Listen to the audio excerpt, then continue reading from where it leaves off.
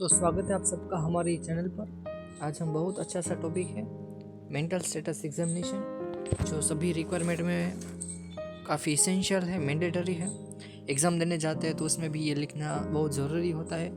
अगर आप mental ward में आपकी ड्यूटी है, अगर आप स्टूडेंट नर्स हो तो आपको भी ये रिक्वायरमेंट में दिया जाता है परफॉर्म करने के लिए। बहुत लोगों को ये लगता है कि बहुत मुश्किल है, डिफ़िकल्ट है, लेकिन ऐसा कुछ नहीं है, बिल्कुल इजी है मेंटल स्टेटस एग्जामिनेशन। एक बार आज का वीडियो आप पूरा देख लीजिए तो आपको सभी डायमेंशन से क्लियर हो जाएगा इसमें एक्चुअली करते क्या है हम।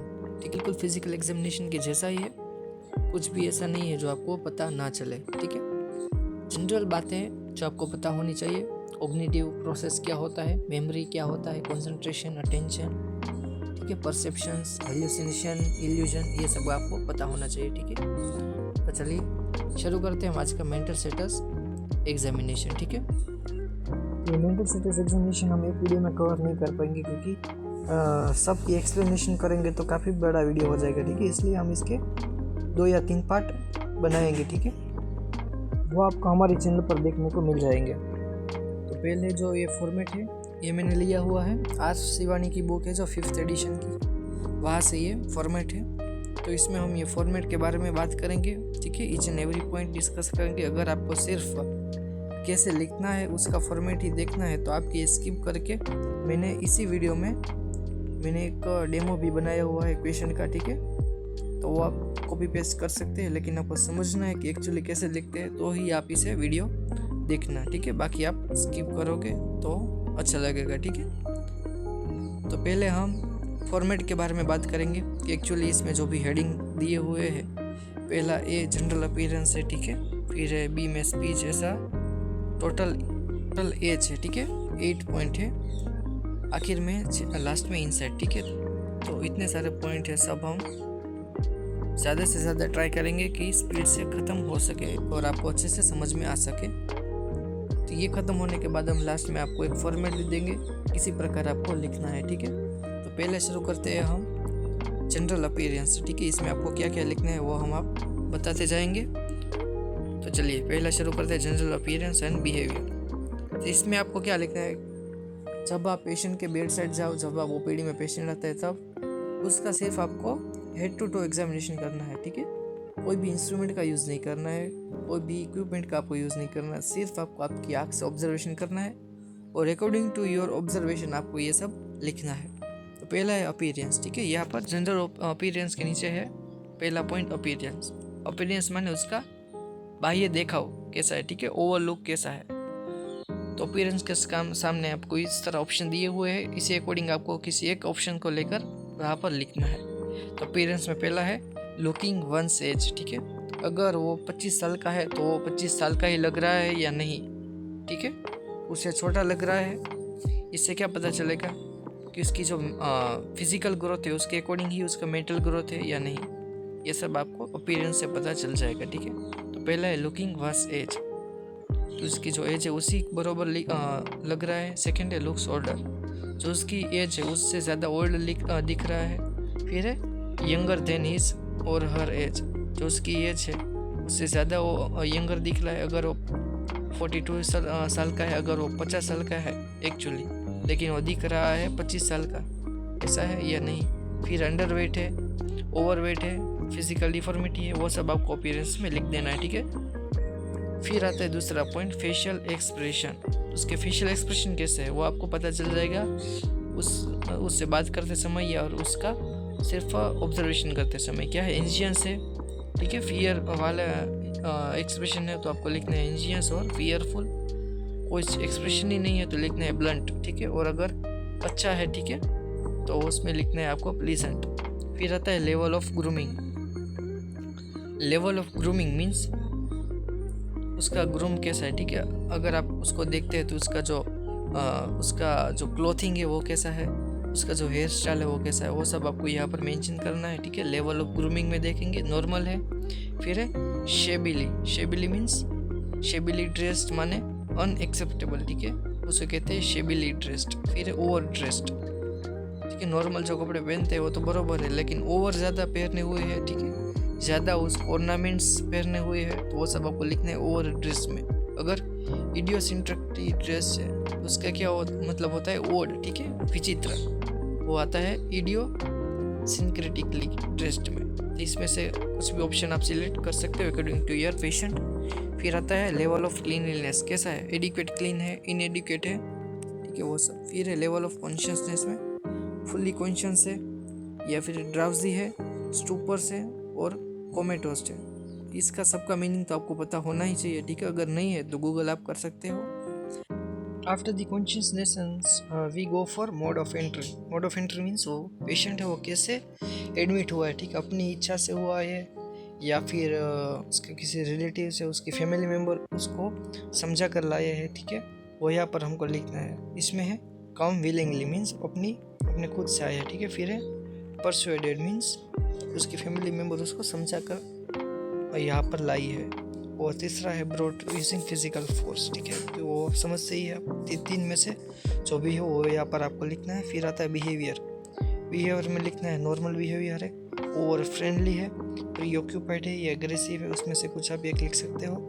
फिर है कोऑपरेटिवनेस, कोऑपरेटिव मीन्स आपको कोऑपरेट करता है या नहीं, ठीक है, जब आप बात कर रहे हो, जब आप फिजिकल एग्जामिनेशन कर रहे हो, कुछ भी कर रहे हो, तब आपको कोऑपरेट करता है या नहीं वो आपको देख लेना है। इसमें पहला आता है नॉर्मल कोऑपरेटिव है, ठीक है। फिर मोर देन सो, जो आपकी एक्सपेक्टेशन है जिस तरह से वो कोऑपरेट करना चाहिए उससे ज़्यादा कोऑपरेट करता है तो आपको ये लिखना है मोर देन सो। अगर आपकी जो एक्सपेक्टेशन है उससे कम कोऑपरेट करते हैं तो लिखना है लेस देन सो, ओके। फिर eye to eye contact maintain करता है, डिफ़िकल्ट है और नॉन मेंटेन है, वो यहाँ पर लिखना है। साइकोमोटर एक्टिविटी, साइकोमोटर मीन्स जो भी गोल ओरिएंटेड एक्टिविटी वो कैसी इंक्रीज है और डिक्रीज है, ये यहाँ पर लिखनी है।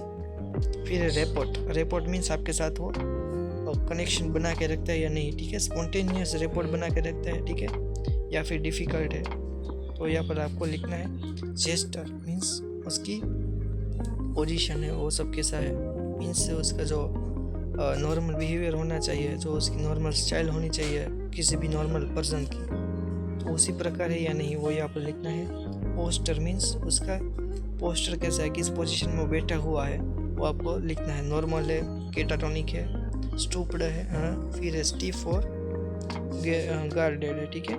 और यहाँ पर आपको लिखना है नॉर्मल पोस्टर होगा तो नॉर्मल लिखेंगे, अगर ऑकवर्ड पोजीशन में बैठा हुआ है तो आपको लिखना है केटाटोनिक पोस्टर है, ठीक है, ये सब। अदर मूवमेंट में नॉर्मल है। In stereotype means repetition any movement है, ट्रिमर्स है, एक्स्ट्रा पिरामिडल सिम्टम्स है, वो अगर है तो यहाँ पर लिखना है।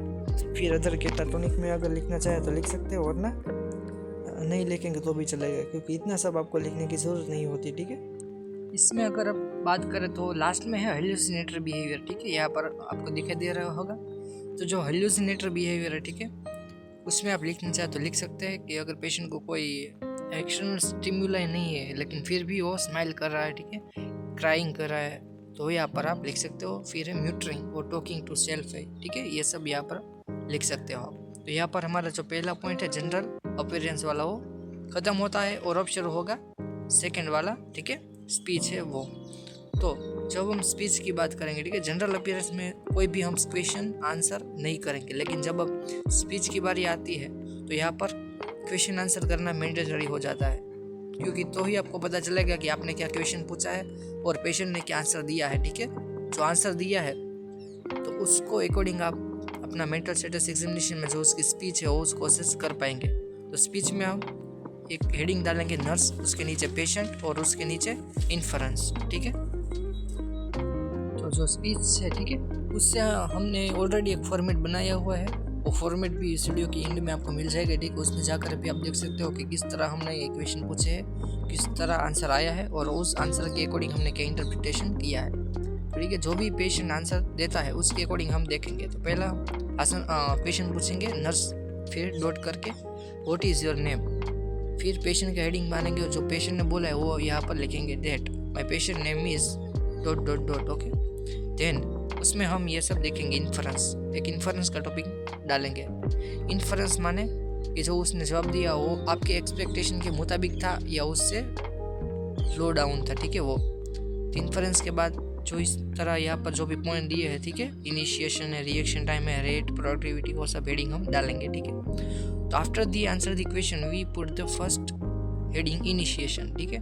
इनिशिएशन में जो पेशेंट ने बोला है वो यहाँ पर हम लिखेंगे। पेशेंट ने बोला माई नेम इज राजेश भाई, ओके।